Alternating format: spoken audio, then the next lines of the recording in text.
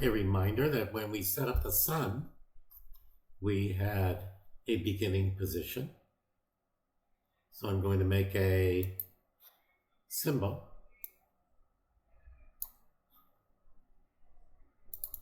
Double click, because I also want, as you can see, the stroke here.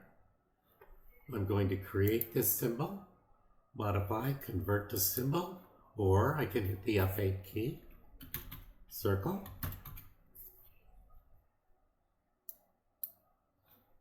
and I can take this circle and now I can move it. So this is frame 1. I'm adjusting the layer boxes with this tool here, and it can get pretty extensive.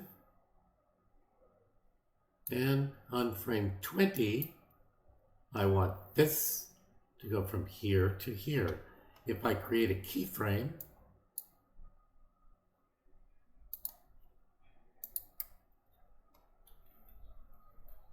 after I hit the F5 key, because now I've extended my timeline with the F5 key, or right click and insert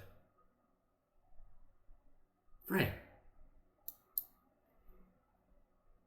On frame 21, see that 21 up there? I'm going to hit this frame key, and it deposited a frame that's exactly like this one.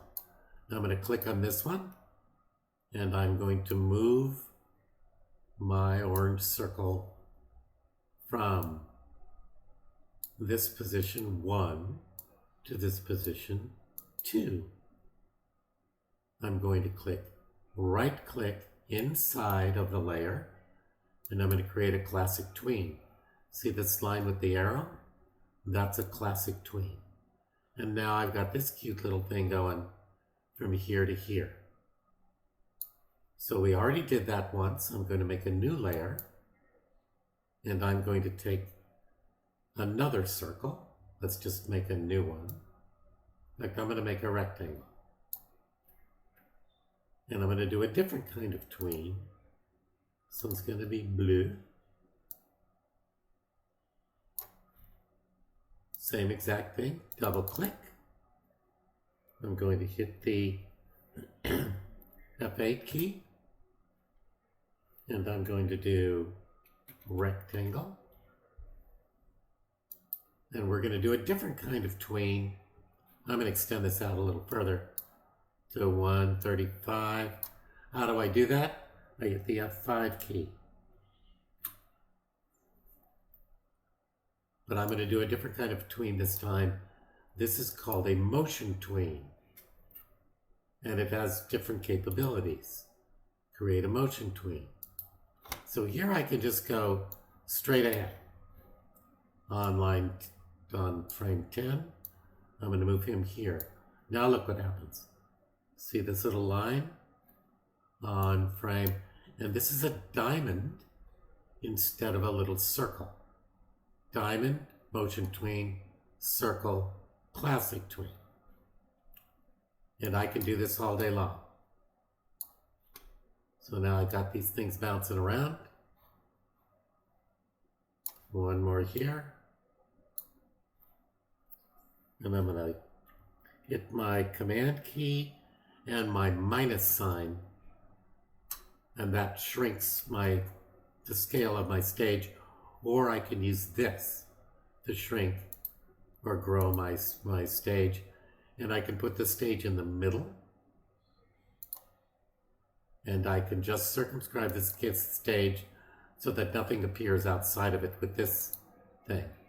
Center stage, this one, and this thing pivots the stage if I want to do that. And I'm going to do one more here, and I'm going to drag this off. So now I'm going to hit Command Enter.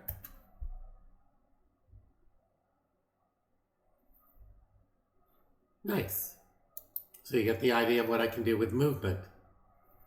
And I'm going to click inside of this, and I am going to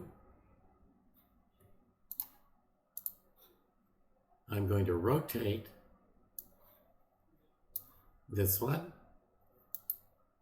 clockwise, and I'm going to count twice. Not 25, twice. Now look what happens. Very simple and very easy. Two different kinds of tweens. I like this one for moving things straight ahead and being able to just modulate that in the moment. And I like this one, just simple. Boom, boom, frame 1, frame 2, and I can create another one here with my F6 key or this key and just move that down here too. Pretty cool. This one, we're not going to go over this too deeply. I double click on it, look what happens. It opens it up into a huge amount of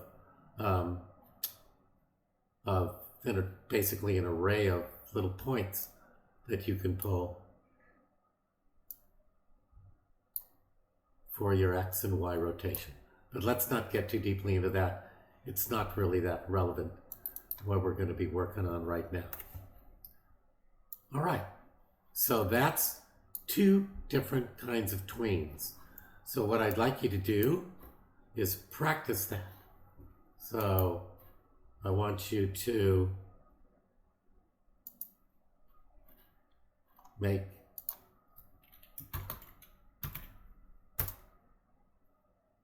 three tweens